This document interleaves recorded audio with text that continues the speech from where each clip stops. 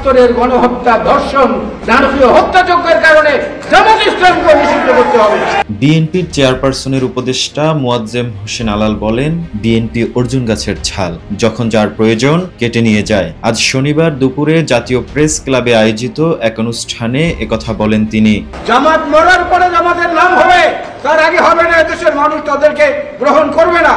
অনুষ্ঠানে মোয়াজ্জেম হোসেন আরো বলেন, বহুরূপীদের খপ্পরে পড়েছে দেশ, বিএনপির এখন ধৈর্য ধারণের সময়। তৎকালীন সরকারের কাছ থেকেও জামাত সুবিধা পেয়েছে উল্লেখ করে তিনি বলেন, জামাতের শীর্ষ নেতারা জাসদের লোক ছিল, গলাকাটা পার্টি করত। 5 আগস্টের পর থেকে শিবির বের হয়েছে ছাত্রলীগের ভেতর থেকে। তারা এখন বলছে তারা প্রকাশ্যেই ছিল। জীবন অবাক না করলে কে করবে? 28% মিল্ক ফ্যাটের অবাক করার সাথে ফ্রেশ মিল্ক পাউডার। জীবন অবাক করুক প্রতিদিন।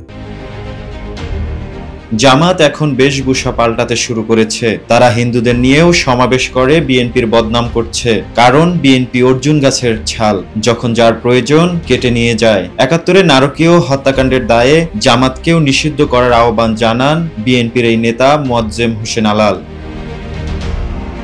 ডেস্ক রিপোর্ট, জয় জয় দিন।